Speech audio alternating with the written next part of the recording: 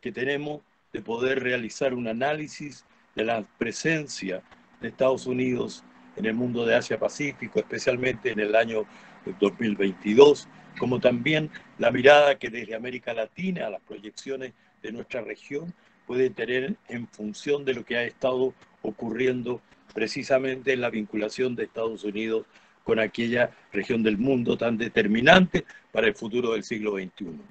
No es menor que esta conversación ocurre cuando precisamente ayer hemos tenido a los primeros enviados de Estados Unidos en una gira por China, por Japón y Corea. Daniel Grisbrink, que es el secretario de Estado adjunto para los temas de Asia-Pacífico, estaba ayer en Beijing, junto con Laura Rosenberg, que es la encargada, la directora para los temas de Asia en el Consejo de Seguridad Nacional. Esto es solamente una referencia de coyuntura, pero que naturalmente tiene que ver con los elementos que siguen a lo que fue la conversación Xi Jinping, Joe Biden en Bali, Indonesia, de la cual se supone que emergieron ciertos consensos, como también las diferencias colocadas sobre la mesa. ¿Cuál es la pregunta que queremos hoy día convocarles a ustedes tres distinguidas académicas norteamericanas que han accedido a participar con nosotros?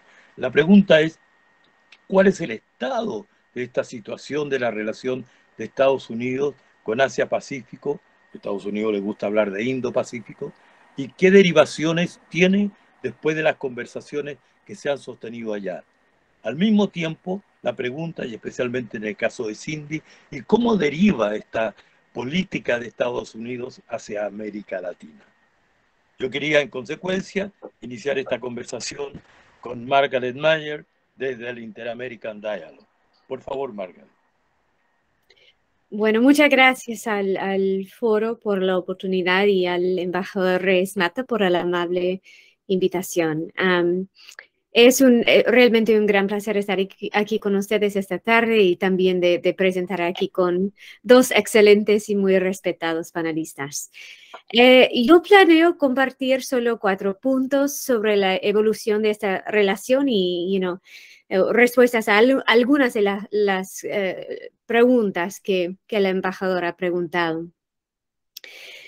La primera es que la relación entre Estados Unidos y América Latina y las opiniones en Estados Unidos sobre las relaciones entre China y América Latina no han cambiado mucho desde la administración de Trump o incluso desde la administración de Obama, en mi opinión, ¿no? El papel global de China ha sido visto como problemático durante más de una década y aún más en algunos casos. Y el efecto preocupante de China en el comercio mundial fue en gran parte el impulso, como sabemos, para el Acuerdo de Asociación Transpacífica. Entonces, dentro de las administraciones de Trump y de Biden, vimos esfuerzos para incluir algunas empresas tecnológicas chinas en una lista negra, se dice, ¿no? O por motivos de seguridad nacional. También vimos profundas preocupaciones sobre Taiwán, Xinjiang, Hong Kong, ataques cibernéticos en contra de Estados Unidos, la creciente influencia económica de China y también una serie de nuevas iniciativas destinadas a competir con la franja y la ruta de varias formas. Más recientemente, bajo las administraciones de Trump y de Biden, también hemos visto esfuerzos para limitar el impacto de China en la región. Reacciones bastante fuertes en algunos casos a estos esfuerzos. Estos incluyen algunas iniciativas de todo el gobierno, se dice, whole of government, para impulsar la actividad de los Estados Unidos en la región y de aumentar la capacidad de gobiernos en América Latina para recibir y negociar buenos acuerdos con China o con otros socios en algunos casos también. Todo esto se basa en una sensación aparente por muchos años de que China está en camino de superar a los Estados Unidos en una amplia gama de sectores, incluso tecnología más recientemente, sino también para alterar fundamentalmente los sistemas actuales de gobernanza global. o la gobernanza del Internet, por ejemplo, o el uso de inteligencia artificial y muchas otras cosas. Y es muy importante entender que estos puntos de vista se comparten a través del Congreso en Estados Unidos, no a través de las agencias gubernamentales y también por expertos sobre China y otras personas en la administración actual. Mi segundo punto es que aunque los cambios no son grandes, no son revolucionarios en algunos casos y tal vez no sean notables para muchos en la región, creo que todavía hay cambios significativos que podemos identificar. Hemos visto, por ejemplo, un importante cambio en el tono. Y un esfuerzo por centrarse más en las perspectivas de colaboración con la región, en lugar, por ejemplo, de emitir advertencias sobre la amenaza de China. Sin duda, bajo Biden, también hemos visto un enfoque más abierto para el diálogo y colaboración. No siempre es diálogo muy amistoso, pero es diálogo y hay esfuerzos de hablar por lo menos de las perspectivas para colaboración en algunas áreas. Incluso en esfuerzos recientes para volver a priorizar la colaboración climática entre China y Estados Unidos. Mi tercer punto es que, los problemas para lograr una mayor relación entre Estados Unidos y la región en muchos casos son estructurales, ¿no? Y muy difíciles de superar. Entonces, hay intenciones, hay mucho interés, pero es muy difícil hacerlo en algunos casos por esos problemas estructurales. En primer lugar, América Latina no es la región de máxima prioridad para la política exterior de Estados Unidos en este momento, y este ha sido un problema de largo plazo, ya que Estados Unidos está distraído por otras preocupaciones externas, por ejemplo, ahora con Rusia en Ucrania. También las iniciativas de Estados Unidos para mejorar la relación dependen de que las empresas tomen la iniciativa. Y dado que no tenemos una economía dirigida, esto es extremadamente difícil de lograr, especialmente en aquellos sectores donde no hay muchos incentivos para estas compañías. Además, el intercambio comercial es la base de la dinámica China-América Latina. Ha sido la base por más de 2 décadas ya. Por lo tanto, los acuerdos comerciales de Estados Unidos serían un elemento importante, crítico de cualquier estrategia competitiva, pero actualmente son una imposibilidad políticamente. Y finalmente, las empresas estadounidenses a menudo no se involucran en los mismos sectores que las chinas, ¿no? Esto incluye el área de infraestructura 5G, 5G, por supuesto, pero también en el desarrollo de mega infraestructura y otras áreas. Y así, debido a que no existen las condiciones para que todo esto suceda, anticipo un énfasis continuo en limitar la capacidad de China en lugar de aumentar la manera apreciable de la actividad o la capacidad de Estados Unidos en la región, con algunas excepciones muy notables, incluida la reciente ley CHIPS, se dice, ¿no?, que destinará mucho dinero al sector tecnológico de Estados Unidos. Y espero también dar oportunidades a la región para nearshoring de producción a regiones vecinas. Y finalmente, mi cuarto punto es que mucho también depende de la relación entre Estados Unidos y China. Por ejemplo, la estabilidad de la economía mundial, incluso en América Latina, dependerá en gran medida de las relaciones a través del estrecho de Taiwán, donde Estados Unidos y China han llegado a un punto crítico recientemente. Un conflicto entre China y Taiwán, ya sea que involucre a Estados Unidos o no, o a otros actores, tendrá efectos expansivos en la economía global, en parte porque la gran mayoría de los semiconductores de alta calidad por lo menos, se producen casi 80% en el mundo, ¿no? Y los semiconductores son necesarios para casi todo lo que usamos. Y así, además del costo humano terrible asociado con un conflicto en el estrecho de Taiwán, también veríamos una interrupción en las cadenas de suministro para casi todos los productos electrónicos. Y esto tendría problemas y disrupciones como no hemos visto desde los principios de la pandemia. Entonces, si entendemos esto, sabemos que sí es posible adoptar una política de no alineación, como dicen algunos en América Latina, pero hay casos en que esas dinámicas tendrán consecuencias imprevistas y dramáticas, y la única forma de prepararse para eso es apuntalar la propia economía y desarrollar una asociación con aún más socios, ¿no? O incluso más alineaciones. Y voy a terminar aquí. Muchas gracias.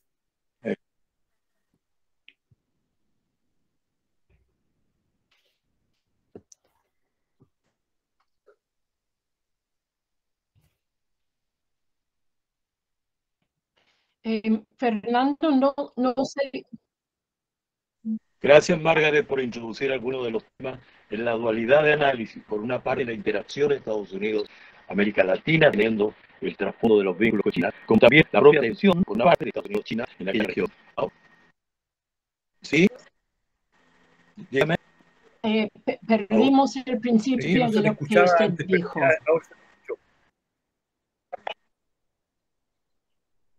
Perdón, voy a volver. No sé qué pasa en las comunicaciones hoy día, hay complejidades mayores.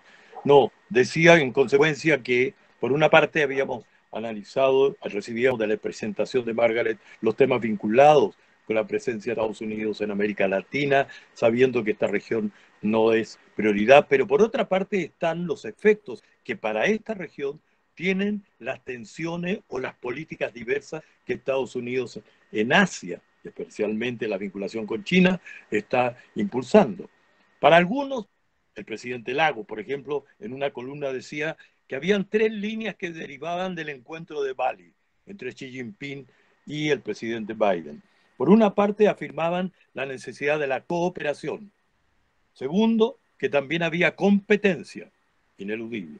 Y tercero, que también había confrontaciones que habría que saber abordar, no con lógica de guerra fría, sino con la dimensión de la interacción política, y que el diálogo en los 3 casos involucraba importantes acciones y estrategias de futuro. Entonces yo quiero ir ahora donde Bárbara. Bueno, Bárbara Stolin, profesora de Brown University, amiga de este foro, también ha sido profesora especial invitada en la Universidad de Tsinghua, en China, de tal modo que su mirada está, a mi juicio, imbuida tanto del conocimiento de una realidad, la norteamericana, como también la china, y de esta dualidad, ver cómo puede transitar los vínculos con América Latina a partir de lo que ocurra entre las dos potencias determinantes del siglo XXI. Bárbara, bienvenida. Bueno, muy buenas tardes a todas y todos. Fernando, muchas gracias por la invitación y la oportunidad de compartir algunas ideas con ustedes hoy día. Antes de dirigirme a las preguntas que nos hizo Fernando, creo que vale la pena tomar una visión un poco más amplia. Específicamente, ¿cuáles son las prioridades del gobierno de Biden respecto a la política internacional? Por lo menos en 2022 son estas. 1. Rusia, Ucrania y el futuro de la democracia, según lo que dice Biden. 2. Europa, en parte por la necesidad de enfrentar a Putin en forma conjunta. 3. Asia y especialmente China, como el principal desafío de largo plazo. Y 4. América Latina, pero fíjense que Biden tuvo líderes de África en la Casa Blanca ayer y ha anunciado un viaje a varios países de África el próximo año. Todavía no ha ido a América Latina como presidente, aunque hizo varios viajes como vicepresidente. Leí que había hecho 18 viajes a América Latina como vice. Bueno, esta lista no es lo que el gobierno de Biden habría esperado. Aunque mejorar relaciones con Europa siempre fue una meta de Biden. ¿Se acuerdan de lo que dijo cuando fue a Europa la primera vez como presidente? Estados Unidos está de vuelta. America is back. Y quería también agrupar países amigos para enfrentar en forma conjunta los problemas con China. Bueno, dentro de este marco, paso a la primera pregunta que nos hizo Fernando. ¿Cómo se entiende la gira de Biden a Asia y especialmente su reunión con Xi Jinping? Como dijo un famoso americano, Woody Allen, 90% of success is simply showing up. 90% del éxito es aparecer nomás. Y de veras, en cambio de la situación de Trump, Biden fue a varias reuniones en Asia y en lo que es ahora su segundo viaje a Asia este año. La reunión del Quad, APEC, la cumbre del este de Asia, G20, y muchas reuniones bilaterales, incluyendo, por supuesto, su reunión con Xi Jinping. Sobre la reunión con el presidente Xi, revisé varios artículos y parece que hay más o menos un consenso al respecto y cabe con lo que dijo Margaret. Ningún avance súper importante. Pero pararon, por lo menos por ahora, la caída de las relaciones. La frase pusieron un piso por debajo de las relaciones se ve mucho en la literatura. Pero también hubo algunos logros específicos. Reiniciaron contactos sobre temas claves a nivel internacional, la clima, la salud, el hambre, etc. Formaron algunos grupos de trabajo y el secretario de Estado se va a China el próximo año. Y probablemente Xi Jinping viene a la reunión de líderes de APEC que se realiza en Estados Unidos en noviembre. Por otro lado, parece que las diferencias principales no cambiaron. Taiwán, como siempre. El apoyo de China a Rusia en la guerra. Los derechos humanos en Xinjiang y más generalmente en China mismo. Bueno, ya voy a la segunda pregunta de Fernando. ¿Cómo están las relaciones del gobierno de Biden con América Latina dentro de este panorama? De muy baja prioridad.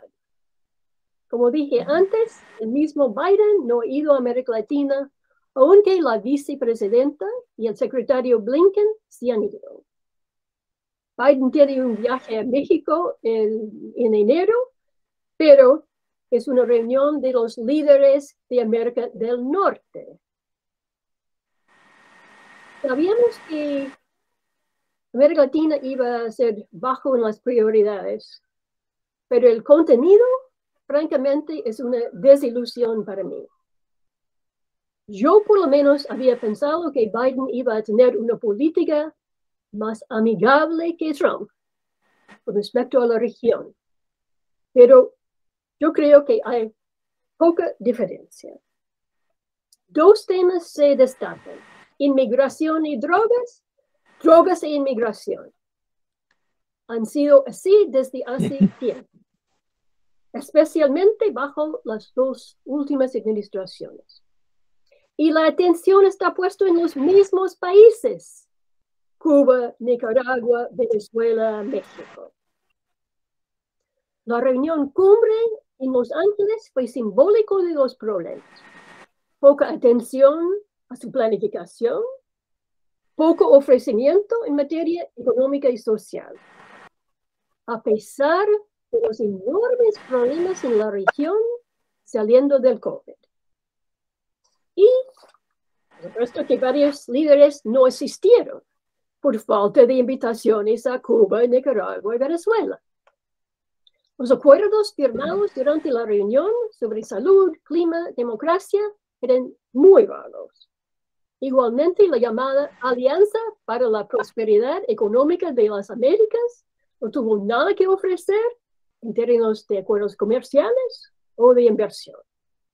Estas fueron las cosas que muchos estaban esperando. En términos políticos, la región está en una situación distinta de cuando Biden fuera vicepresidente.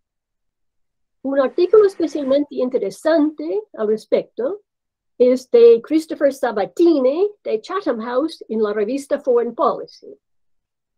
Sabatini dice que Estados Unidos ha perdido mucho apalancamiento en la región, aún entre países pequeños. Por ejemplo, los intentos de castigar a algunos países centroamericanos por corrupción o falta de democracia no han tenido mucho impacto. El rechazo de López Obrador de ir a la reunión en Los Ángeles le ganó una invitación a ir a Washington. Es interesante que Sabatini no menciona China en su artículo. Parece pensar que los países tienen poder por sí solos. Tampoco habla de los países más grandes de Sudamérica, con sus nuevos gobiernos de izquierda, y seguramente va a ser un tema de mucha atención en los próximos años. Termino con algunas palabras sobre China. Tiene obviamente un rol muy importante en la actitud de Estados Unidos sobre los países en desarrollo. África, el sudeste de Asia, aún las islas en el mar Pacífico. También en América Latina, aunque China ha sido menos activo en la región últimamente. Los grandes préstamos han desaparecido y la inversión extranjera directa ha bajado, aunque el comercio sigue a un ritmo fuerte. Será interesante ver si los líderes chinos retoman sus viajes a América Latina que pararon por el COVID. Y si China encuentra otras maneras de participar en las economías de la región, siguiendo con su intento de mostrar que China tiene más interés en América Latina que tiene el propio Estados Unidos. Gracias. Muchas gracias, Bárbara. Muchas gracias porque apuntabas precisamente a cuánto puede cambiar la presencia de China en la región y en consecuencia de cómo desde Washington se va a estar leyendo, visualizando los nuevos escenarios en los cuales sí puede poner interés China o la inversión china más que en otros. ¿Cuánto va a tener que ver los intereses en agricultura, cuánto en energía, cuánto en ciertos recursos? ¿Cuál va a ser la política que viene? Con la dimensión además de cómo vamos a llegar al 2030, teniendo presente la Agenda 2030 como una variable que está latente para países desarrollados como en desarrollo, para la presencia china como la de Estados Unidos. Entonces, yo quiero presentar ahora naturalmente a Cindy, quien desde el Wilson Center, Cindy Arson, que es una conocedora profunda de la realidad latinoamericana en la vinculación con Estados Unidos. Y en este escenario de América Latina, claro, hemos tenido en los últimos años la preocupación, pero estaremos con una sensación de aquellas dinámicas de confrontación propias de la Guerra Fría, o se trata de otra interacción, tensiones, confrontaciones en esta región cuando se visualiza qué viene de Beijing, qué viene de Washington y sobre todo qué vendrá a futuro. En fin, son preguntas muy abiertas, yo sé, Cintia, pero queremos escucharte. Gracias. Bueno, muchísimas gracias, Fernando, por esta invitación. Gracias a mis colegas Margaret y Barbara por haber puesto el escenario sobre las relaciones entre Estados Unidos y China y Asia. Como mencioné, insistí con Fernando cuando me invitó a este foro. No soy experta en las relaciones hacia Estados Unidos ni hacia América Latina, pero sí podría ofrecer unas reflexiones de qué se puede esperar en estos 2 años que restan de la administración Biden. Y voy a comenzar repasando muy rápidamente sobre los resultados de las elecciones de medio término. Son conocidos, pero en breve los demócratas mantuvieron y mejoraron su mayoría en el Senado. Perdieron en la Cámara, pero no por el margen que se predecía cuando se hablaba de una marea roja. Esto no se produjo. 3 candidatos para el Senado que fueron apoyados por Donald Trump perdieron en Pennsylvania, en Arizona y en Georgia, y esto ha destapado en el mismo centro del Partido Republicano un gran debate sobre en qué medida sirve o no sirve Donald Trump, primero como candidato para el 2024, pero también para liderar al partido. Un resultado también muy concreto es que tiene que ver con el estado de Florida, el estado de Florida como lo que se llama un swing state, o sea, que de color morado, que a veces fue ganado por los demócratas y a veces por los republicanos. Esto ha terminado con la victoria aplastante de Ron DeSantis para la gobernación y también la victoria de Marco Rubio contra la demócrata que se oponía a él. Entonces, yo no creo que hay ninguna posibilidad de que los demócratas durante la campaña presidencial en 24 gane Florida. Esto en teoría da mayor flexibilidad a ciertas políticas frente a Cuba, frente a Venezuela, pero en menor grado frente a Nicaragua, porque yo creo que allí hay mayor consensos sobre el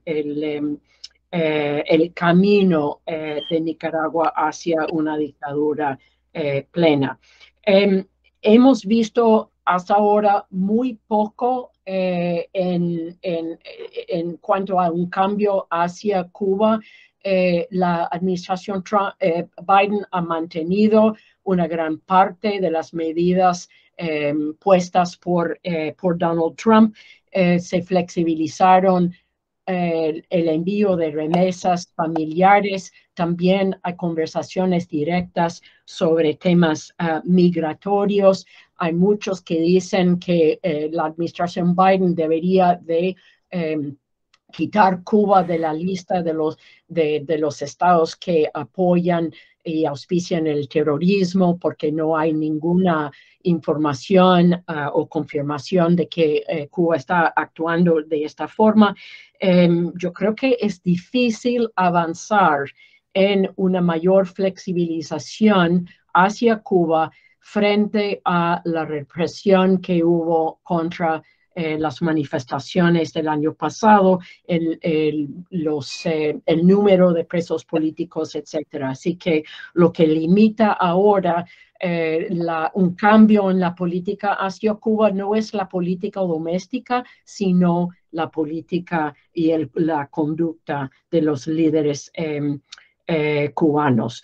Hemos visto desde hace un año, no solamente con las elecciones de medio término, un cambio, yo diría, importante frente a Venezuela. Había conversaciones directas entre altos representantes del gobierno de Biden con Nicolás Maduro, al mismo tiempo que se mantenía a Juan Guaidó, o sea, se mantenía el reconocimiento a Juan Guaidó como el presidente legítimo del país. También vimos después de las elecciones la otorgación de una licencia a Chevron a cambio de un acuerdo sobre la humanitaria y un apuesto para una solución política negociada entre Nicolás Maduro y la oposición, un reconocimiento abierto que la política de presión máxima había fracasado. Entonces, la gran pregunta que yo creo que está sobre la mesa es si los resultados de las elecciones de medio término lleva a un mayor pragmatismo dentro del Congreso, donde los moderados de ambos lados podrían conversar para solucionar grandes temas, o si el lado de derecha, algunos dicen de ultraderecha, del Partido Republicano va a impedir cualquier disminución en la calidad de la confrontación y la polarización. Esto realmente no se sabe, pero vamos a ver mucho en la elección del próximo líder del Partido Republicano, en qué medida Kevin McCarthy o el próximo líder base su apoyo a esta fracción de derecha para mantenerse en el poder. Creo que los temas que definieron los 2 primeros años de la administración Biden van a continuar siendo los temas principales. Primero y antes que nada, la migración. Para esto se necesita la cooperación de México, también la cooperación de los países del llamado Triángulo Norte, El Salvador, Honduras y Guatemala, porque sigue siendo un tema muy sensible para el público en Estados Unidos, y va a ser pues un punto de ataque de cualquier candidato republicano contra Biden o cualquier candidato demócrata por el incremento dramático en las llegadas a la frontera entre México y Estados Unidos, debido, según los críticos de Biden, a una política más blanda, y esto ha servido como imán para atraer a mayores niveles de migrantes. También, como mencionó Barbara Stallings, el narcotráfico y el combate contra el crimen organizado va a continuar siendo un tema principal, esto especialmente en la relación con México, pero también con Colombia. Y vamos a ver, pues el gobierno de Gustavo Petro se ha mostrado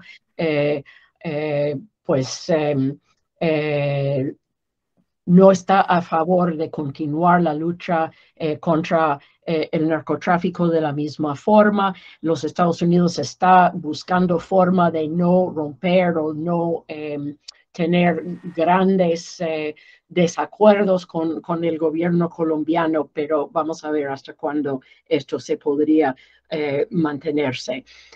Otro tema que va a seguir es la acción contra el cambio climático y la transición energética. Yo creo que esto es una de las grandes oportunidades que tiene América Latina, especialmente América del Sur, con Estados Unidos. Va a ser un tema prioritario en la relación entre Estados Unidos y Lula en Brasil. Y el tema de China va a estar sobre la mesa, pero esto tiene que ver más bien con el control de los republicanos de la Cámara, que les otorga no solamente un mayor control de los presupuestos, sino el control de los comités. Y ahí va a cambiar mucho el tono del debate. Va a haber una actitud mucho más agresiva de los jefes de comités y de subcomités contra la administración, y obviamente qué está haciendo los Estados Unidos para contrarrestar a la influencia de China y también la influencia de Rusia, que es creciente e importante en países como Nicaragua y en menor grado en Venezuela. Bueno, yo creo que ahí me quedo y pues... Muy bien. Sí. Muchas gracias, Cindy, porque además abriste muchas gracias, Cindy, porque además abriste la ventana hacia lo que llamaríamos la máquina política interna de Estados Unidos, para entender cómo desde ella se toman decisiones que van hacia la política estratégica más general, con Asia-Pacífico, con China específicamente, o la intensidad de las vinculaciones con los países aliados en el entendido Indo-Pacífico de Washington, pero al mismo tiempo cómo también se proyectan otras políticas hacia América Latina. Lo último que acabas de decir, muy importante, es la relación con el tema de medio ambiente. ¿Por qué? Porque da la impresión que la vinculación de Estados Unidos con Asia-Pacífico está muy impregnada de las visiones de futuro. Todo el tema de los chips que nos hablaba la Margaret, todo el tema de la inteligencia artificial que tanto Margaret como Bárbara colocaban, son todos temas de agenda siglo XXI. Y de alguna forma, la vinculación con América Latina, se vio en la cumbre de Los Ángeles, aparece todavía marcada por aquellas dimensiones que vienen arrastrándose desde el siglo XX. En medio de eso, hay una pregunta que cierta curiosidad aparece y es la siguiente, política, pero que tiene que ver. Vietnam, país asiático, gobernado por un partido comunista, con una dimensión con las características propias de ese sistema político, de ese régimen político. Relación de Vietnam con Estados Unidos, óptima. Cuba, gobernada con Partido Comunista, en la proximidad de Estados Unidos. Es solamente el hecho de que pesa mucho la votación en Florida la que hace que con Vietnam, gobernado por Partido Comunista, se tenga una relación con esas características y con Cuba no se abra ninguna posibilidad de flexibilidad. Lo coloco como una pregunta, pero que puede ser respondida o solo marginada, como ustedes quieran. Pero esto para una segunda vuelta de alrededor de 5 minutos de cada una, y empezamos con Bárbara en esta segunda vuelta entonces. Bueno, yo quisiera usar mi tiempo en la segunda ronda para proponer dos temas que mencioné en mis comentarios anteriores, pero creo que necesitan más discusión acá o en otra oportunidad.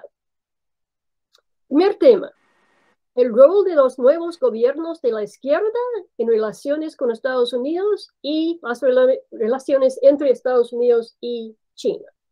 Hay varios subtemas. Antes de nada, ¿quiénes son estos gobiernos?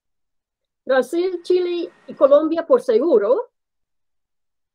¿Y Argentina? ¿Perú? ¿Venezuela? ¿México? No está claro dónde van a quedar estos 4 países. Pensamos que iban a estar al lado de la izquierda, pero ya no se sabe qué va a pasar. Otro subtema. ¿La política exterior va a ser importante para estos gobiernos de la izquierda? ¿O van a tener que poner todo su énfasis en tratar de resolver problemas domésticos, dejándolos sin tiempo para política exterior? ¿Van a formar un grupo para negociar en forma conjunta en relaciones exteriores? ¿Van a tratar de resucitar el regionalismo? ¿O van a tener intereses demasiado distintos para poder unirse a pesar de ser todos gobiernos de la izquierda? Segundo tema. China en el resto de la década y sus relaciones con América Latina.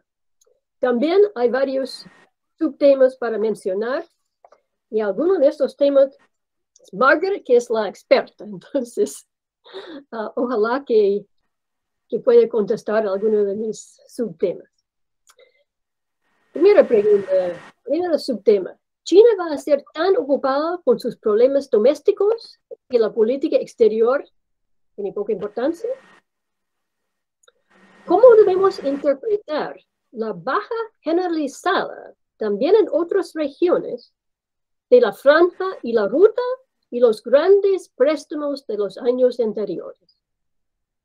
Y la inversión extranjera directa también ha bajado. Estaba escuchando una presentación de la SAPAL hoy en la mañana sobre este tema. Ha bajado especialmente en términos de inversión greenfield, es decir, proyectos nuevos, los que son más valiosos para los países recipientes. Aunque la mayoría de las empresas metidas en la inversión extranjera china fueron empresas del Estado, también había algunas empresas privadas. Y ahora el sector privado en China está en la sombra. ¿Qué impacto puede tener esto en relaciones con América Latina? ¿China va a seguir con actividades de tipo poder blando o va a predominar la diplomacia del lobo guerrero? ¿Y qué impacto tendría esto? Y finalmente, volviendo a una pregunta mencionada antes, ¿qué significa el no alineamiento activo en este nuevo escenario de situación de China, Estados Unidos y América Latina? Ya, termino ya. Bueno, gracias. Y ese último tema, claro, es un tema que ha estado precisamente en los conversatorios previos y es un tema dentro del análisis académico del Foro Permanente de Política Exterior. Jorge Jaime, que vive allá en Boston, ex embajador en China, junto con Carlos Ominami y con otro de nuestros colegas, con Carlos Fortín, han elaborado conjuntamente esta propuesta que ha tenido difusión internacional, eso no cabe evidenciar, pero al mismo tiempo ha abierto conversaciones mayores. Bueno, sustentado lo que decía Bárbara recién, ahora vuelvo a Cintia, porque quiero marcar justamente el tema de cómo esa visión externa, global, va a aterrizar aquí en la región de aquí a los próximos años, sabiendo que la elección además en Estados Unidos va a estar relativamente cerca. ¿Cómo se construye una visión distinta en relación con esta región, teniendo en cuenta, siempre digo, la visión china que estaría frenando un poco su presencia en la región, según lo que decía Bárbara recién, pero que al mismo tiempo no deja de estar en la preocupación de Washington? Cintia, por favor. Sí, bueno, dos comentarios, Fernando, y de nuevo, muchas gracias por las buenas preguntas. Para tomar la pregunta que ha puesto sobre la mesa al principio, ¿por qué buenas relaciones con Vietnam y no con Cuba? La política de Estados Unidos, la política exterior de Estados Unidos ha girado siempre, y más que en cualquier otra región como América Latina, entre pues una actitud moral y una actitud de realpolitik. Y muchas veces hemos criticado el realpolitik.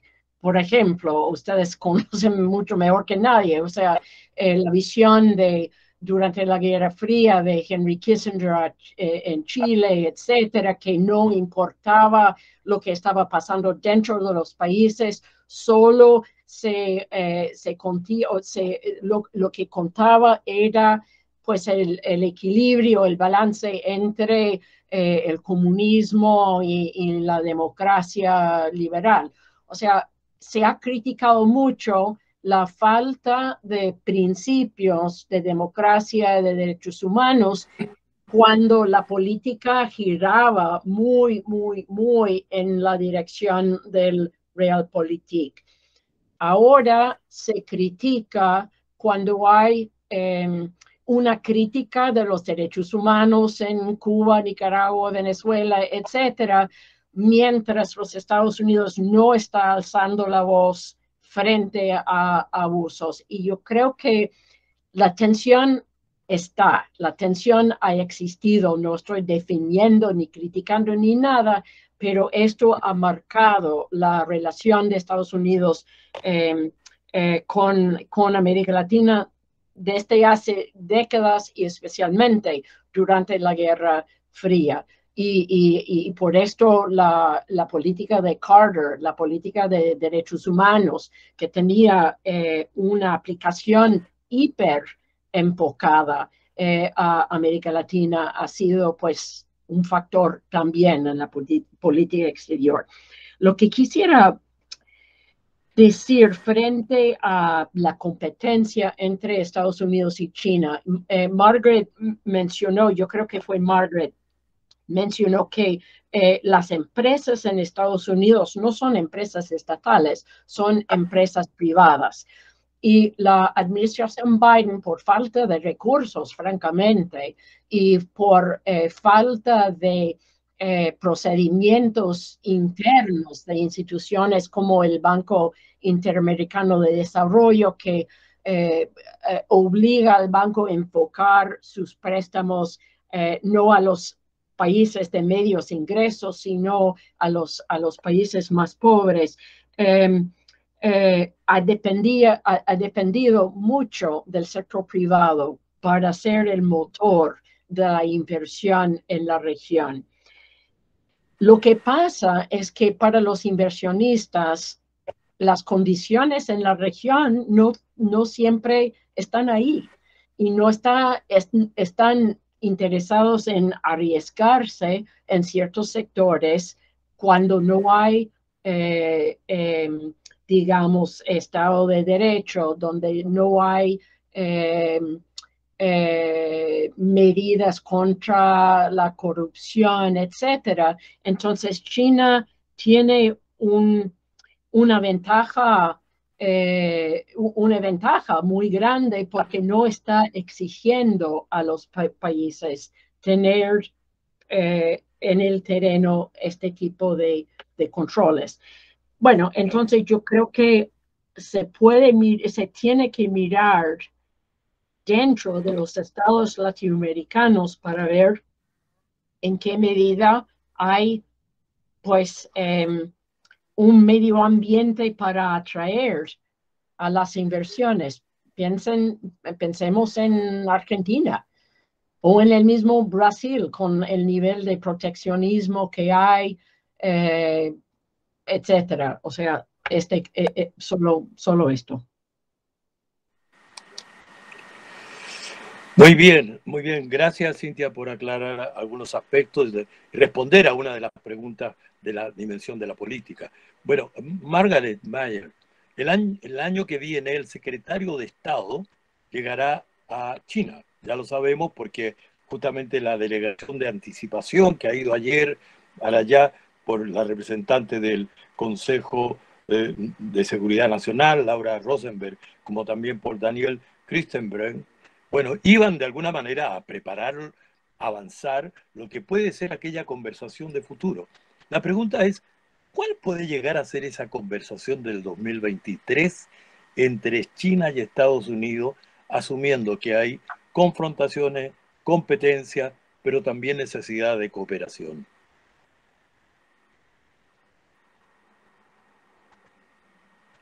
¿Margaret? Muchísimas gracias, perdón. Ah, No, estás ahí. Ya, es gracias. muy buena pregunta y sí, gracias por ayudarme con eso. Creo que vamos a ver más o menos una repetición de lo que hemos visto en las últimas, los últimos diálogos entre China y Estados Unidos. Y cuando digo una repetición, digo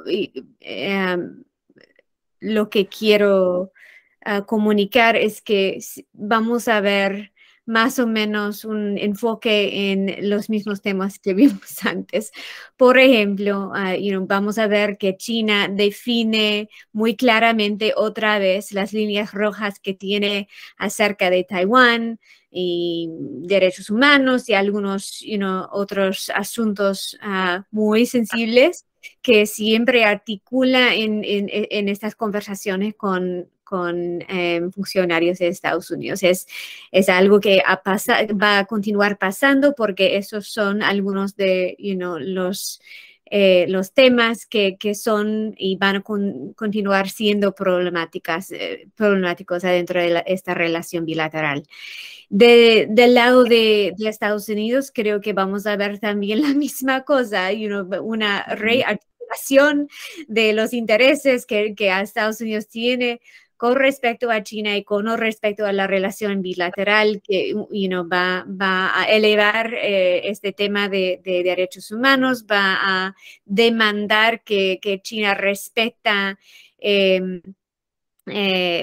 o que respeta algunas leyes internacionales acerca del comercio internacional y otras cosas que han sido problemáticos. Y también van a hablar, me imagino, de una resolución pacífica en el estrecho de Taiwán. Entonces, me imagino que no va a cambiar mucho esta conversación, pero espero, después de la visita de Nancy Pelosi, vimos algunos problemas y una decisión de parar totalmente la cooperación, la colaboración acerca del cambio climático. Hay interés, creo, en los dos lados en restablecer algún contacto, o por lo menos algunos pasos adelante para poder restablecer esa forma de colaboración. Y sí, para todos nosotros, sí, espero que hay algo que pase de manera positiva. Gracias, Margaret. Tenemos unos poquitos minutos, pero para algunas preguntas. Adolfo, por favor, Adolfo Carafí, te escuchamos.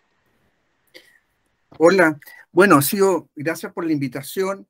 Ha sido muy interesante escuchar a estas tres distinguidas académicas y sus visiones sobre las relaciones Estados Unidos, China, Asia y Asia-América Latina. Quizás por deformación profesional, yo fui embajador de Chile 5 años en Corea, en Seúl. Así que hay un tema que yo creo que es muy gravitante en la relación Estados Unidos-China, y es la capacidad de contención y el ánimo de contención de China respecto a Corea del Norte y su desarrollo nuclear, su agresividad en los misiles, lo que ha hecho de mandar misiles sobre Japón, etcétera. O sea, si en eso se logra cooperación, yo creo que hay un punto muy importante para este proceso de buscar una aproximación. Por otro lado, Estados Unidos hace más de un mes, menos de un mes, hizo unas maniobras militares conjuntas con India en los Himalayas, en una zona en disputa con China, y eso causó una molestia muy, muy grande en China. O sea, ahí se abre otro frente y otra perspectiva, la relación Estados Unidos-India. Pero quiero concentrarme en lo de América Latina. Fernando hizo un resumen de las prioridades de Estados Unidos mundiales y señaló que para el próximo año la primera es la guerra ruso-ucraniana, o más bien la invasión rusa a Ucrania. ¿Cuál es la posición de América Latina? ¿Qué tan activa es? ¿Qué tan solidaria es? ¿Qué capacidad de acción conjunta tenemos? Y eso yo creo que también hay que ponerlo sobre la mesa, porque la relación tiene que ser hacia los dos lados. O sea, ¿qué le interesa a Estados Unidos de América Latina y qué le interesa a América Latina? Y ahí yo creo que estamos en una situación no muy fuerte. La verdad es que tenemos muchas voces disidentes en la región y no tenemos una actitud coordinada, como no la tenemos en nada, pero en el área política. Pero sí, esa es una prioridad. América Latina, la verdad es que pesa muy poco y su influencia en este conflicto es mínima, y su solidaridad con Ucrania en algunos casos es muy escasa, sobre todo en los tres grandes países de la región. El segundo tema de prioridad de Estados Unidos, derechos humanos y democracia. Bueno, la participación de los países latinoamericanos en el Consejo de Derechos Humanos es francamente deplorable en muchos casos. Bolivia ha votado todas las resoluciones del Consejo de Derechos Humanos y de Naciones Unidas alineadas con Siria, con Irán, con Rusia, con esos países. Después tenemos la resolución que no se aprobó, el informe de la presidenta Bachelet respecto a los derechos humanos en el Xinjiang.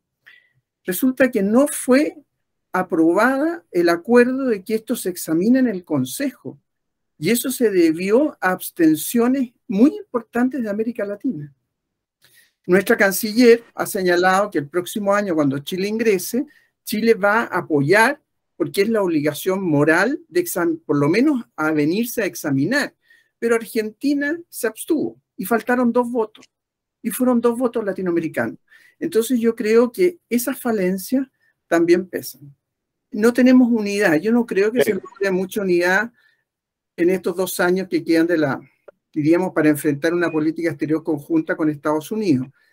Pero sí tenemos que actuar en los intereses que los países cada uno tiene y sobre todo ver algunos elementos muy importantes. Para Chile, mantener el equilibrio, ¿no? Yo creo que esto del no alineamiento activo me parece interesante, entre China y Estados Unidos es vital, dado que son ambos socios comerciales muy importantes.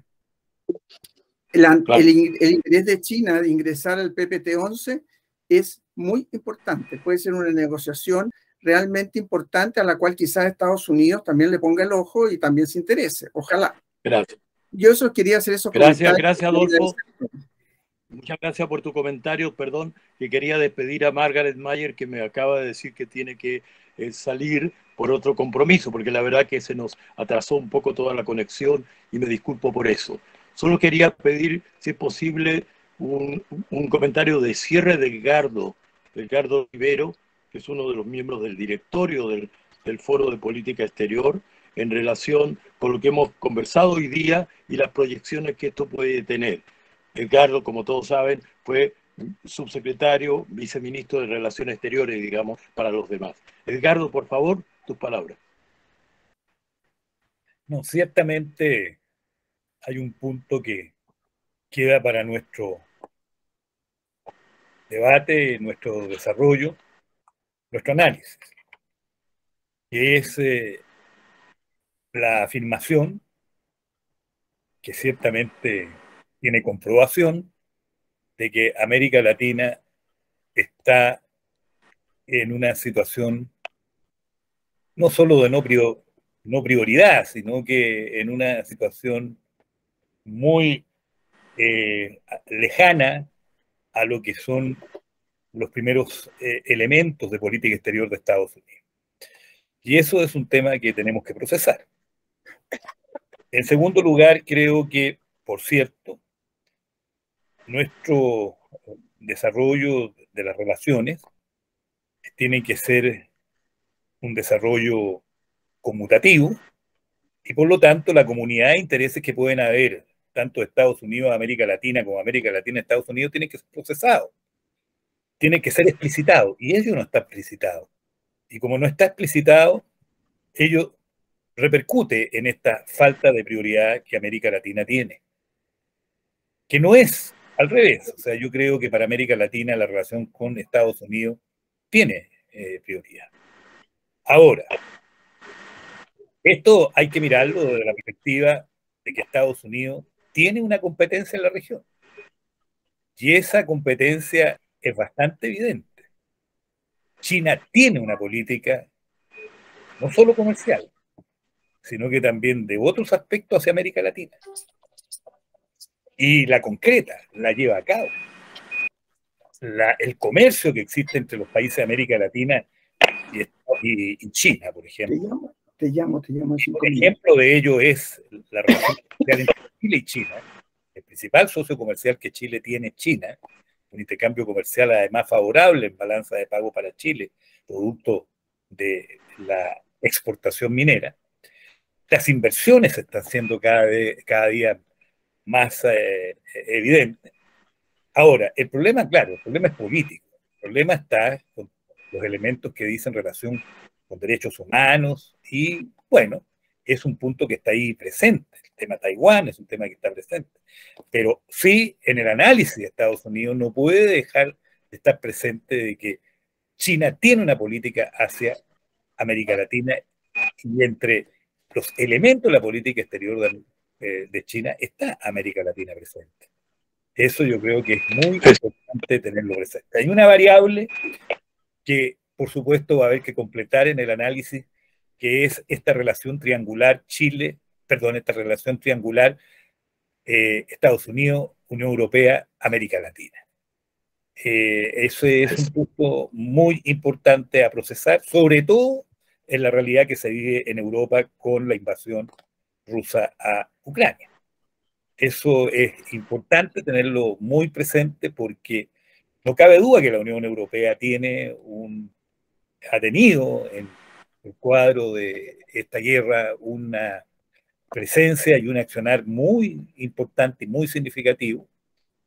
Y bueno, los procesos de asociación de la Unión Europea con América Latina han sido lentos. Lo del Mercosur está postergado. Chile acaba de firmar la modernización del tratado. Por lo tanto, ahí hay un cuadro que también hay que explorar, esta relación triangular Estados Unidos, Unión Europea, América Latina. Por último, un punto importante que yo creo que hay que tener presente, un punto importante que hay que tener presente es qué significa el voto de abstención en el tema de la invasión rusa a Ucrania de China. ¿Qué significa el voto de abstención y no el voto en contra de la resolución? Porque bien sabemos que la abstención no implica ejercicio del veto. Para que haya ejercicio del veto tiene que haber un voto en contra de los miembros permanentes del Consejo de Seguridad. Y en este caso China siempre se ha abstenido, no ha votado en contra de las resoluciones, sino que se ha abstenido, y eso yo creo que también es un tema que es importante procesar. Muchas gracias, estimado Fernando, y he querido... Gracias. Parece que ahora sí tengo a Juan Somavía. Juan, por favor.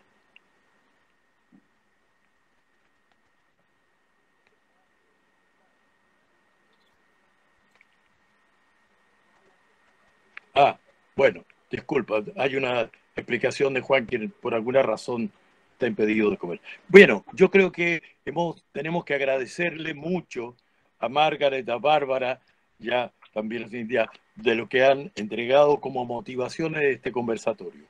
Naturalmente que hay temas que quedaron abiertos y seguiremos conversando, pero quiero remarcar el hecho singular de que hoy día teníamos a 3 mujeres siendo aquellas que traían la visión de Estados Unidos.